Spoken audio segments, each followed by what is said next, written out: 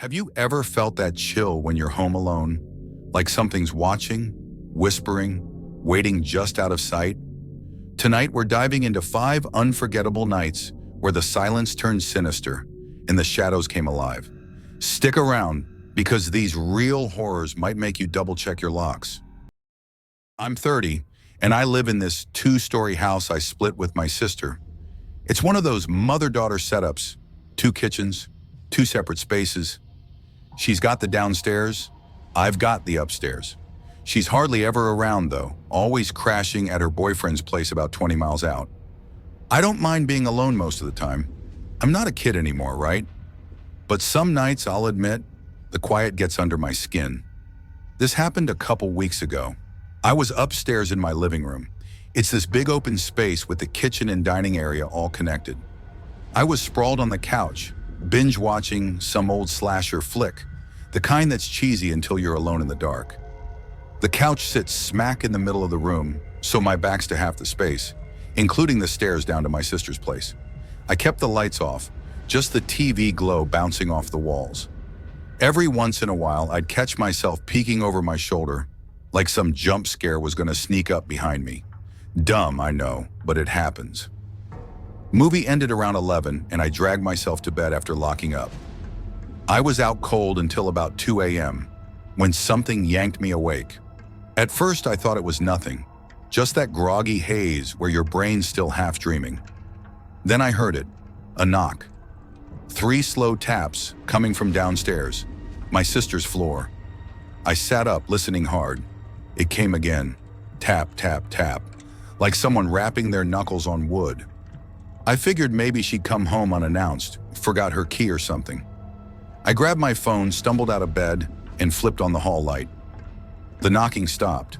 I called down the stairs. "Hey, you there?" Nothing. Just the hum of the fridge upstairs. I don't know why I went down. Curiosity maybe, or just wanting to prove it was nothing. The stairwell was dark, and I didn't bother with the foyer light. Couldn't find the damn switch anyway. I hit the bottom step and felt the air shift, like it was colder down there. I called her name again, louder this time, and headed toward her kitchen. That's when I heard it, a whisper. My name clear as day in her voice. It wasn't coming from the kitchen though. It was behind me near her bedroom. I spun around, heart thudding, and flicked on the kitchen light. It's one of those slow-warming bulbs, so the room stayed dim for a second. Empty. No sister, no boyfriend, nothing. I checked her bedroom anyway. Bed made, nobody there. But as I turned to leave, something scraped across the floor, like a chair sliding an inch. I bolted back upstairs, locked my door, and called her. Straight to voicemail. I texted her, "Were you just here?" and sat there staring at the door till I passed out. Morning came, and she texted back, "No, I'm at Jake's. Why?" I didn't answer right away. I went downstairs instead, checking her place in daylight. No chair out of place, no marks on the floor, nothing. But when I got back upstairs, my front door was unlocked. I know I locked it the night before. I always do. I keep telling myself it was a dream, some weird half-asleep thing. I've never sleepwalked, never heard voices before. But last night I heard those knocks again. 3 slow taps right below my floor. I didn't go down this time. I just turned the TV on loud and waited for morning. I was 28 when this happened, house sitting for my buddy Nick while he was out of town for a long weekend. He's got this little place on the edge of a suburb, split-level house, decent yard, quiet street. My job was simple. Crash there, watch his dog, keep the lights on. I'd done it before, no big deal. But this time it went sideways in a way I still can't shake. Nick left Friday morning, and I showed up that afternoon with a duffel bag and some takeout. His dog, a scrappy mutt named Jax, was my only company. The first night was chill, pizza, Netflix, Jax snoring on the couch. I locked up before bed, double-checked the doors like always. I'm not paranoid, but I'm not careless either. Saturday night, though, things got weird. I was in the living room, sprawled out with Jax, watching some crime show. It was late, maybe 11, and the house was dark except for the TV. Then Jax perked up, ears twitching, staring at the back door off the kitchen. I muted the volume, listened. Nothing at first, just the hum of the fridge. Then a thud, sharp, like something heavy hitting the deck outside. I grabbed my phone, turned on the flashlight, and nudged Jax to follow me. He didn't budge, just growled low in his throat. I figured it was a branch or a raccoon, so I went to check alone. The back door has this big glass panel, and when I shone the light out, I saw the deck was empty. No wind, no mess, nothing to explain the noise, but the hair on my neck stood up anyway. I locked the deadbolt, told myself I was overreacting, and went back to the couch. Jax was still tense, eyes locked on the door. 5 minutes later, the power cut out. TV went black, lights gone, everything silent except Jax's whining. I fumbled for my phone again, cursing under my breath, and called Nick. No answer, straight to voicemail. "Hey man, your power's out. What's the breaker situation?" I hung up, figuring I'd find it myself. That's when I heard the footsteps, soft, deliberate, coming from upstairs. Nick's place has a loft area, open, just a railing overlooking the living room. I froze, shining my light up there. Nothing moved, but the steps kept coming, slow, like someone pacing. Jax started barking, loud and sharp, and I yelled, "Who's there?" No response, just the creak of floorboards. I grabbed a kitchen knife, dumb, but it's all I had, and crept to the stairs. My heart was pounding so hard I could feel it in my ears. Halfway up, the steps stopped. I peeked over the railing into the loft. Empty. Just a desk, a chair, some boxes. I checked every corner. Nothing. But when I turned back, the chair was facing me. It had been against the wall before. I bolted downstairs, locked myself and Jax in the bathroom, and called 911. Whispered the whole thing to the operator. Footsteps, power out, someone in the house. She told me to stay put. Cops were 10 minutes out. Jax pressed against me, growling every time I shushed him. Then from the other side of the door, a voice, low, raspy, said, "You're not supposed to be here." I nearly dropped the phone. I shouted, "I've got a knife, and the cops are coming." The operator asked what was happening, but before I could answer, the power flickered back on. Silence, no footsteps, no voice. I stayed locked in there till the police showed up. They searched the house, top to bottom, yard too. No one there, no forced entry, nothing missing. The chair was back against the wall. They said maybe a surge tripped the power. Maybe I'd imagined the rest. I didn't argue, just thanked them and crashed at my place that night, Jax in tow. Nick got back Monday, laughed it off when I told him, said I'd watched too many movies. But a week later, he texted me a photo, a muddy handprint on the loft window. Outside, second story, no ladder nearby. He doesn't leave that window unlocked anymore. Neither do I. I don't tell the story much because people either think I'm lying or they get too uncomfortable to keep listening. It happened last summer, July 2024, when I was house sitting for my cousin in upstate New York. She lives in this little rental outside Ithaca. Nothing fancy, just a one-story place with a gravel driveway and a big backyard that butts up against the woods. She was gone for 2 weeks, some work conference in California, and I figured it'd be an easy gig. Water the plants, feed her cat, collect the mail. Free rent, basically. The first few days were fine, quiet. The cat, Miso, kept me company, and I'd sit on the back porch at night with a beer, listening to the crickets. Then, on the 4th night, I noticed something weird with the mail. It wasn't just piling up. Someone was opening it, not tearing it, but slicing the envelopes neatly, like with a letter opener, and stacking them back in the mailbox. I thought maybe a nosy neighbor, but the nearest house was half a mile down the road. I started locking the box after that. 2 nights later, I woke up to Miso hissing at the bedroom window. It was 3 a.m., pitch black outside, and I couldn't see anything through the glass. Just my own reflection staring back. But she wouldn't stop, her fur puffed up like she was about to fight something. I grabbed my phone, turned on the flashlight, and aimed it outside. Nothing. Just the lawn and the tree line. I told myself it was a raccoon or a deer and went back to bed. Miso didn't sleep the rest of the night. The next day I found footprints in the backyard.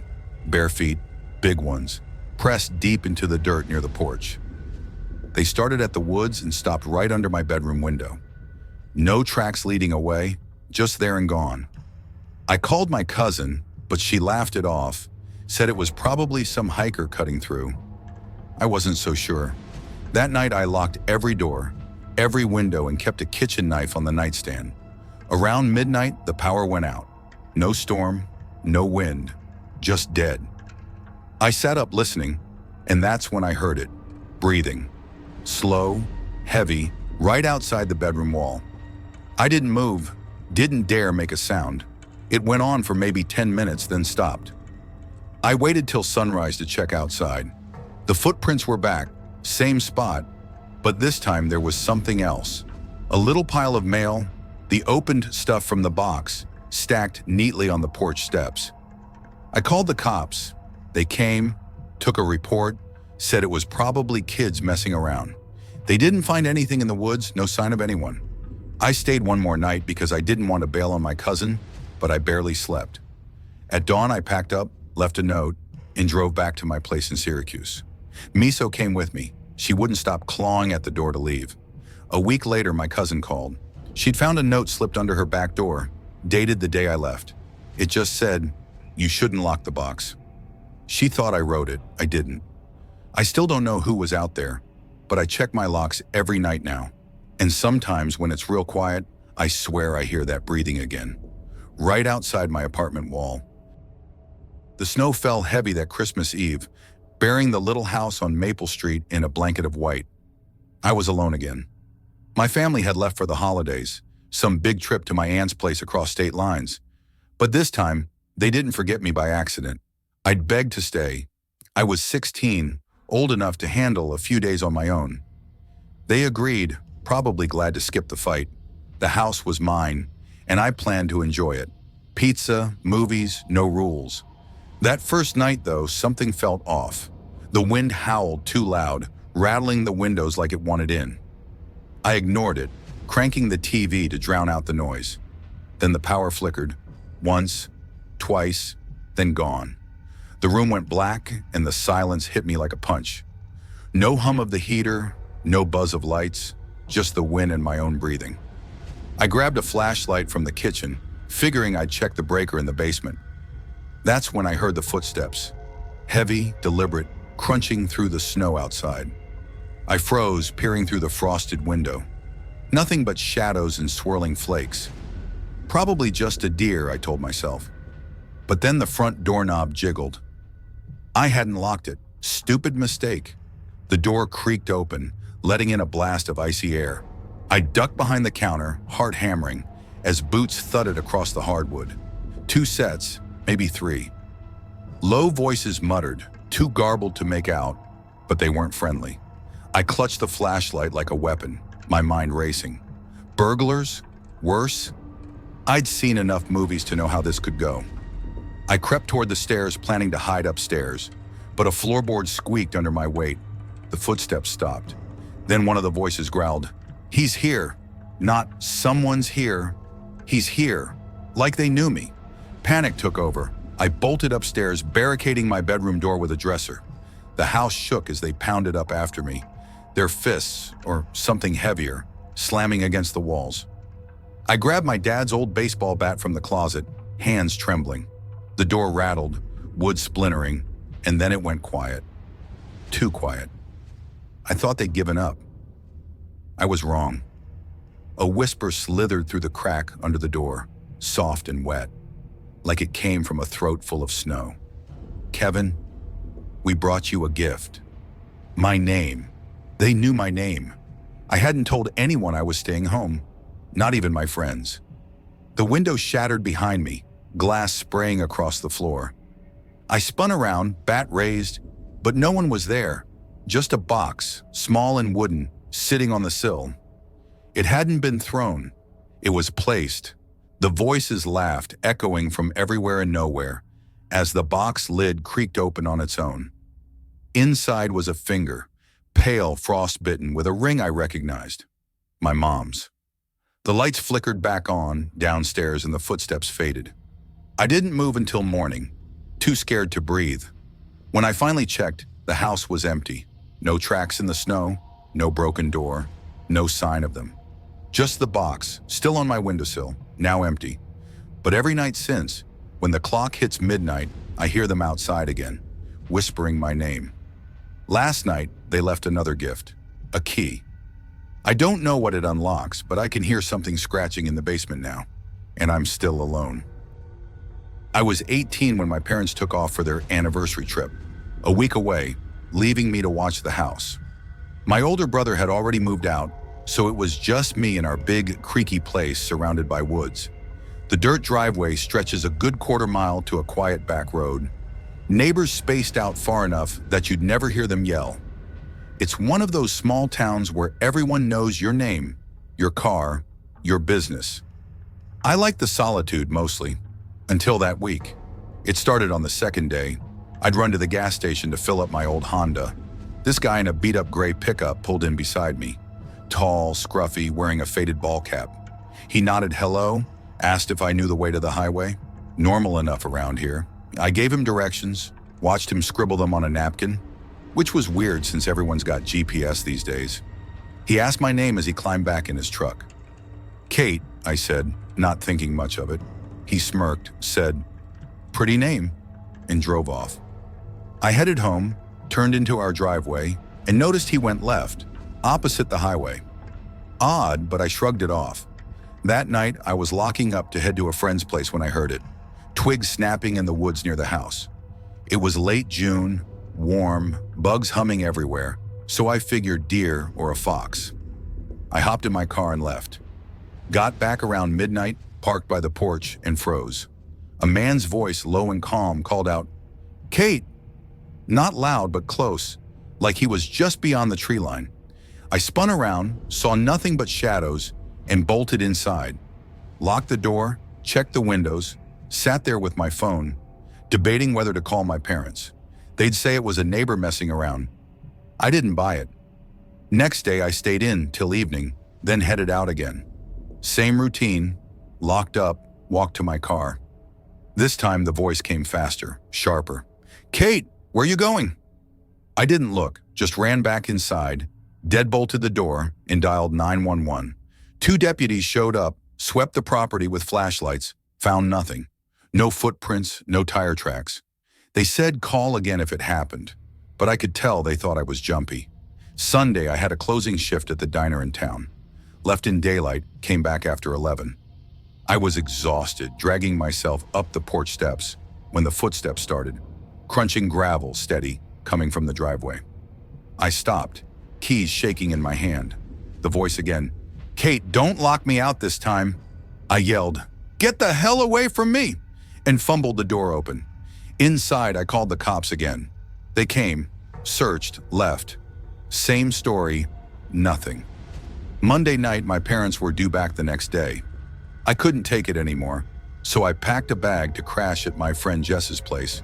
Checked every window first, clear. Ran to my car, locked it as I slid in. Then a fist slammed against the driver's window. A guy, tall, cap pulled low, yanked at the handle, growling, "Open it, Kate!" I screamed, floored it, tires spitting dirt as I peeled out. Called Jess, sobbing, met her and her mom at their place. Cops checked my house after. Empty, no damage. Just a single napkin on the porch with my gas station directions scratched out. I'm sure it was the pickup guy. He followed me home that first day, waited till he knew I was alone. My parents don't leave me there solo anymore. I don't blame them.